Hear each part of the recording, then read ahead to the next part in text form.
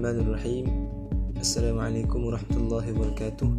Alhamdulillah rabbil alamin, wassalatu wassalamu ala asyrafil anbiya wal mursalin wa ala alihi wa sahbihi ajma'in. Saya Muhammad Izzat bin Muhammad Fazil daripada kumpulan yang kelima, bersama dengan tiga orang lagi sahabat saya, iaitu saudara Abdul Munaim bin Ruslan, Ahmad Aziz Najwal bin Yasmin Rusli dan Syed Haris bin Syed Zahari. Jadi tajuk yang ditugaskan kepada kami ialah berkenaan dengan peranan Jawatankuasa Pendamai dalam menyelesaikan kes-kes di Mahkamah Syariah.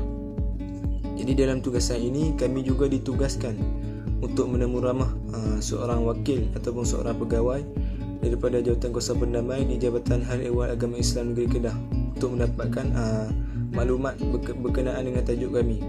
Jadi panel yang kami pilih, kami bersepakat untuk pilih ialah Ustazah Khairiyah binti Harun, penolong pengarah kanan bahagian Undang-Undang Keluarga Islam, Jabatan Hal Ehwal Agama Islam Negeri Kedah. Jadi daripada temu ramah yang kami jalankan, kami dapatlah sedikit sebanyak berkaitan dengan apa itu Jawatankuasa Pendamai dan tugas-tugas yang berkaitan dengan Jawatankuasa Pendamai. Jadi sebelum saya meneruskan tajuk dengan lebih mendalam lagi, sukalah saya untuk menerangkan secara ringkas berkenaan apa itu Jawatankuasa Pendamai. Jawatankuasa Pendamai merupakan satu jawatan yang dibentuk oleh pihak Mahkamah Syariah bagi membantu pasangan suami isteri yang salah satu daripada mereka tidak bersetuju untuk bercerai, walaupun sebelah pihak lagi bertekad untuk bercerai dan telah memfailkan perceraiannya di mahkamah melalui Seksyen 47 Enakmen Undang-Undang Keluarga Islam Negeri Kedah 2008. Jadi itulah sedikit sebanyak secara ringkas berkenaan apa itu Jawatankuasa Pendamai. Jadi seterusnya saya akan serahkan kepada saudara Abdul Munaim bin Ruslan untuk penerangan yang seterusnya. Bismillahirrahmanirrahim. Assalamualaikum warahmatullahi wabarakatuh. Terima kasih kepada sahabat saya Zat Fadil atas keterangan mengenai pendahuluan yang telah disampaikan. Seterusnya untuk tajuk peranan tanggungjawab peranan ahli jawatankuasa pendamai dalam menyelesaikan kes di Mahkamah Syariah. Ini dalam skop penyataan masalah. Jadi secara umumnya, Jabatan Agama Islam Negeri di seluruh Malaysia mempunyai bahagian dan unit yang khusus bagi mengendalikan laporan-laporan mengenai konflik rumah tangga dan juga permasalahan di dalam keluarga. Jabatan Agama Islam Negeri sememangnya mewujudkan tanggungjawab dan juga peranan bagi membantu masyarakat melalui nasihat dan juga teguran dengan bersandarkan visi objektif dan juga standard operasi. Dengan itu kami memilih ahli panel dari kalangan pengawal Jabatan Agama Islam Negeri Kedah untuk menemu ramah berkaitan dengan peranan tanggungjawab pendamai dalam menyelesaikan kes di Mahkamah Syariah untuk mengambil peranan bagi merealisasikan keharmonian dalam rumah tangga yang mana mempunyai masalah. Oleh hal itu, Jawatankuasa Pendamai ini ditubuhkan bila mana salah satu pihak tidak bersetuju terhadap penceraian atau jika mahkamah berpendapat ada kemungkinan berlaku pendamaian semula di antara pihak-pihak itu. Mahkamah akan melantik satu jawatankuasa pendamai dan menunjukkan untuk merujukkan kes itu kepada jawatankuasa yang terbabit. Jawatankuasa itu terdiri daripada seorang pengawal agama sebagai pengurusi dan dua orang bersama pengurusi tersebut daripada pengawal jabatan agama untuk masing-masing berpihak kepada sebelah isteri dan seorang lagi berpihak kepada si isteri. Jadi keutamaan diberi kepada saudara-saudara karib pihak berkenaan yang mana tahu akan keadaan kes itu. Jika mahkamah tidak bersetuju atau jika mahkamah tidak berpuas hati tentang cara jawatankuasa menjalankan pendamaian itu, maka dengan kuasa mahkamah boleh memecat jawatankuasa dan melantik yang baru. Akan tetapi tempoh yang diberi adalah lebih kurang 6 bulan untuk tempoh pendamaian dicapai. Jadi seterusnya, jawatankuasa boleh meminta pihak-pihak berkenaan hadir dan hendaklah memberi tiap-tiap seorang daripada mereka peluang untuk didengar dan boleh mendengar mana-mana orang lain, supaya untuk membuat apa-apa penyiasatan yang patut. Tiada seorang penguam bela ataupun penguam cara boleh mewakili mana-mana pihak tanpa kebenaran jawatan kuasa pendamai tersebut. Jika jawatan kuasa pendamai tidak dapat mencapai perdamaian dan tidak dapat memujuk pihak-pihak itu supaya hidup semula bersama sebagai suami isteri, jawatan kuasa hendaklah mengeluarkan satu perakuan tentang hal demikian dan boleh melampirkan apa-apa pandangan yang difikirkan patut berkenaan dengan nafkah dan penjagaan anak-anak belum dewasa. Dari hari perkahwinan itu, jika ada berkenaan dengan pembahagian harta dan berkenaan dengan hal-hal lain berhubung perkahwinan tersebut. Jadi selain itu, jika jawatan kuasa boleh melaporkan kepada mahkamah bahawa pendamaian telah tercapai dan pihak-pihak tersebut telah hidup semula sebagai pasangan suami isteri yang bahagia, jadi mahkamah hendaklah menolak permohonan untuk penceraian tersebut. Jika pendamaian itu tidak tercapai, mahkamah hendaklah menasihatkan supaya si suami melafazkan satu talak di hadapan mahkamah sebagai pengesahan lafaz talak. Jika suami tidak hadir untuk melafazkan talak atau jika suami enggan melafazkan talak, mahkamah akan merujuk kes kepada hakam untuk tindakan mengikut Seksyen 48. Berdasar kajian dan temu bual bersama Puan Khairah binti Harun, iaitu penolong pengarah kanan bahagian Undang-Undang Keluarga Islam Jabatan Hal Ehwal Agama Islam Negeri Kedah, beliau mengatakan bahawa secara umumnya JKP ini bukan bergantung kepada berjaya atau gagalnya perbincangan di antara semua ahli, kerana ianya lebih menumpukan terhadap pandangan-pandangan daripada wakil pihak suami, daripada wakil pihak isteri sahaja. Seterusnya, kebanyakan wakil yang hadir iaitu daripada pihak isteri sudah ada keputusan untuk meneruskan perceraian, sedangkan wakil daripada pihak suami mempunyai keputusan yang sebaliknya. Di sini terdapat pandangan yang berbeza kerana laporan hasil JKP akan dihantar ke mahkamah.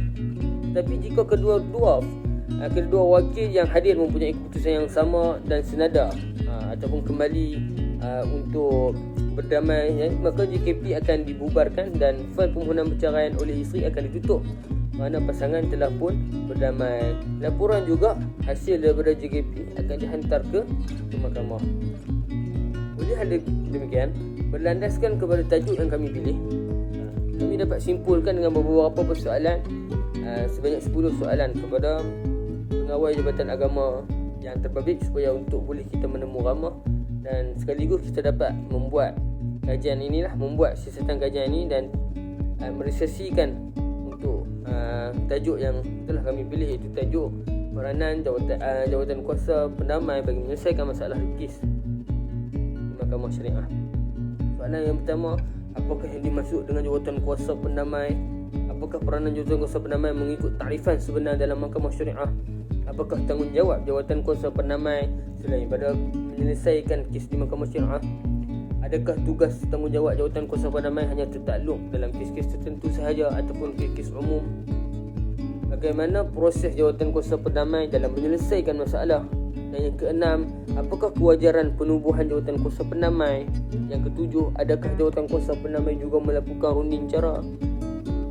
Yang ke-8, apakah persamaan dan perbezaan jawatan kuasa pendamai dan hakam?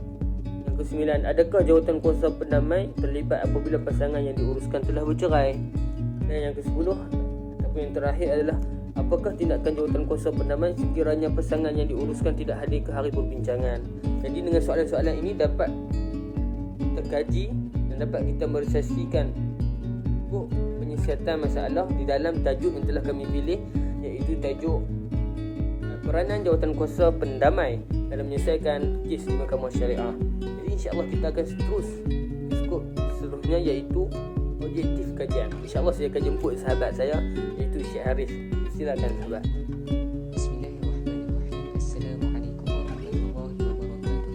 Terima kasih kepada saudara Munahim di atas penerangan dan perbincangan yang dilakukan sebentar tadi. InsyaAllah saya akan teruskan dengan perbincangan yang seterusnya, iaitu objektif kajian, iaitu suatu perkara yang perlu kita highlightkan ataupun kita fokuskan dalam tajuk ini. Objektif yang pertama ialah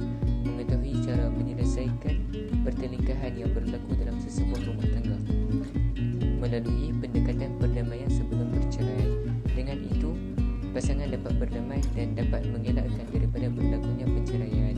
Itu merupakan objektif yang pertama. Kita teruskan kepada objektif yang kedua. Objektif yang kedua pula ialah dapat mengenal pasti masalah punca berlakunya kes perceraian dalam kalangan masyarakat. Dengan itu, pihak jawatan kuasa pendamai lebih arif dan berpengalaman dalam menyelesaikan sesuatu kes perceraian sekaligus dapat menyelamatkan hubungan sesebuah rumah tangga. Okey, itu merupakan objektif yang kedua. Okey, kita teruskan dengan objektif yang ketiga, iaitu objektif yang terakhir. Dapat mengenal pasti cara ahli jawatan kuasa pendamai menyelesaikan sesuatu kes perceraian, iaitu ahli jawatan kuasa pendamai hanya akan memberi nasihat dan cadangan yang terbaik. Hal ini kerana ahli jawatan kuasa pendamai tidak mempunyai kuasa untuk membuat sebarang keputusan. Yang berhak membuat sesuatu keputusan hanyalah Mahkamah Syariah. InsyaAllah itu sahaja daripada saya. Saya serahkan perbincangan ini kepada Muhammad Haziq Najwan. Assalamualaikum warahmatullahi wabarakatuh. Okay, baik. Bismillahirrahmanirrahim. Assalamualaikum warahmatullahi wabarakatuh. Terima kasih kepada sahabat saya itu Syekh Haris atas keterangannya, iaitu tentang objektif kajian. Seterusnya saya akan membincangkan tentang kawasan kajian yang telah kami kaji. Okey. Kami telah menyelesaikan kajian kami ini bersama dengan penolong pengarah Kanan Pejabat Agama Islam Kota Star yang terletak berhadapan dengan dataran Masjid Zahir dan bersebelahan dengan Pekan Rabu, iaitu di Pekan Al-Ustaz. Okey, lokasi kajian kami ini juga kira-kira berhampiran anggaran 5 km daripada tempatnya kami belajar, iaitu Pusat Institut Al-Quran Darul Aman. Dan disebabkan berlakunya penularan wabak COVID-19 ini, kami sukar untuk keluar dan menjalankan tugasan kami untuk melakukan kajian kami ini dengan mudah. Okey. Tanpa merisaukan apa yang telah kami lalui, kami pun telah menggunakan inisiatif yang lebih baik, iaitu dengan menggunakan kemudahan yang kami ada, iaitu dengan media sosial, iaitu dengan menurut ramah bersama penurut ramah kami dengan menggunakan Google Meet. Okay. Tanpa perlu bersusah payah, namun dengan sifat bertungkus lumus, kami akhirnya dapat menyiapkan tugasan kami dengan sempurna. Okey, Jabatan Hal Ehwal Agama Islam Negeri Kedah ini yang berada di bangunan Wan Mat Saman, Jalan Raya 05676 Al-Ustaz Kedah. Okey. Kita akan bersama juga dengan Ustazah Khairiah binti Harun, iaitu ialah penolong pengarah kanan bahagian Undang-Undang Keluarga Islam, Jabatan Hal Ehwal Agama Negeri Islam. Okey, itu saja daripada saya, iaitu kawasan kajian. Seterusnya kita akan melihat video menemu ramah kami bersama dengan Ustazah Khairiah binti Harun. Okey, itu saja daripada saya. Yang baik datang daripada Allah dan yang lemah itu datang daripada kelemahan saya sendiri. Wabillahi taufiq wal hidayah. Wassalamualaikum warahmatullahi wabarakatuh. Terimalah video menemu ramah kami. Melantik pihak-pihak. Dia di bawah Seksyen 4 Enakmen Undang-Undang Keluarga Islam tahun 2000. Enakmen Undang-Undang Keluarga Islam 2008 dari Kedah mana? 47, Seksyen 47 kurungan 5. Jadi di situ tu dah ada lah kan, maksudnya dipengerusikan oleh seorang pegawai agama dan 2 orang lain tu pihak-pihak selain daripada apa? Suami isteri. Suami isteri tu mahkamah tak cadang lah untuk suami isteri hadir. Dia kalau suami isteri hadir masa sebelum buka fail di mahkamah, fail perceraian, maksudnya dia dapatkan khidmat nasihat ataupun khidmat runding cara, itu suami isteri hadir. Dia berjumpa dengan pegawai ni. Tapi kalau kata penyataan masalah tu, kalau kata saya di sini ni, saya rasa dia laporan jawatan kuasa pendamai daripada pegawai agama daerah yang berkenaan hantar beserta dengan memo, iaitu apa dia? surat yang letterhead lah, maksudnya kepala surat daripada pejabat agama tu hantar ke mahkamah, maksudnya yang amat arif lah, mahkamah syariah di bawah lah, ataupun kalau kata yang Nolati tu maksudnya ada bawah kan, kepada hakim mahkamah syariah. Itu je lah penyataan masalah tu, maksudnya laporan-laporan lah, laporan-laporan yang berkaitan dengan perbincangan tu, isi lah. Saya anggap di sini isi laporan tu.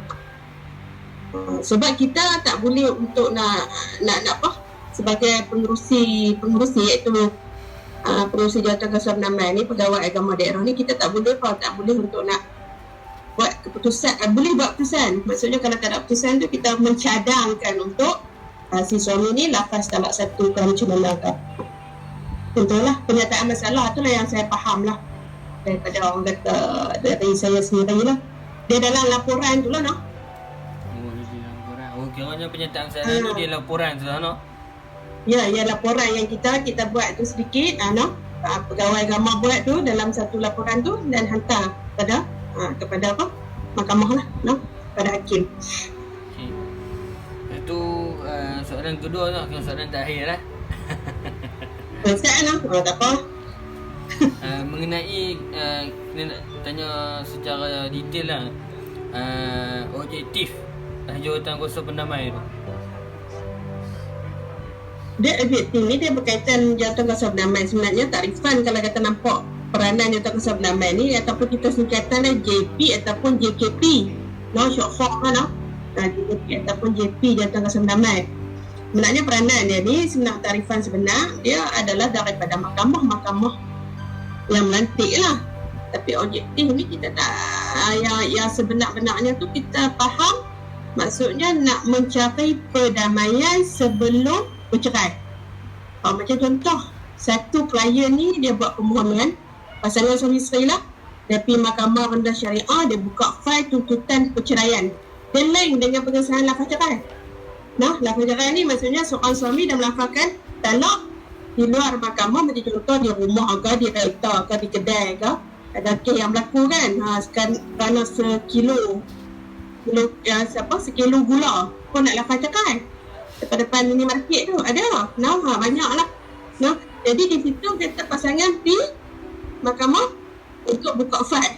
Bila buka fail di situ, okey, mahkamah akan tengok mention mungkin satu yang jadi hal tu, suami tak mau lepas ataupun tak mau lafaz talak di depan hakim. Jadi di situ maksudnya fail ni berlaku bila mana seorang isteri yang buka fail. Dia berlaku lah jawatan Ketua Penamai ni. Kalau suami yang buka fail tak ada masalah, sebab kuasa talak ada kat siapa? Suami. Ya, ada kat suami kan. 3 talak tu ada kat suami. Kalau ada kat perempuan, sehari 1000 talak ada bagi. Tak kena laksa kalau Kedah Teluk Kecil kan. Jadi maksud kata di sini, dia yang objektif yang pertama ni kita kata nak mencari jalan perdamaian sebelum berlaku perceraian. Jadi carilah. Betul yang kita panggil wakil tu. Wakil ni pun lantik ke mahkamah. Kita hanya sebagai apa? Fungsi kita pejabat agama ni pengerusi jawatan Ketua Penamai. Itu apa dia? Pegawai agama daerah. Jadi objektif yang sebenar untuk kita kata tertakluk kepada mahkamah lah. Mahkamah syariah. Boleh? Boleh tak? Jadi seingat saya, kalau daripada saya juga tanya kawan-kawan kot depan ada ni. Kita tanya Haziq. Haziq, kau ada nak tanya sesuatu apa ni? Abang tak faham kau? Borang garing kan? Okey, tak ada abang. Tak ada. Jadi selesai dah Ustazah? Ya, Alhamdulillah. Cumanya sebelum tu kita nak minta kawan-kawan buka kamera semua, kita nak screenshot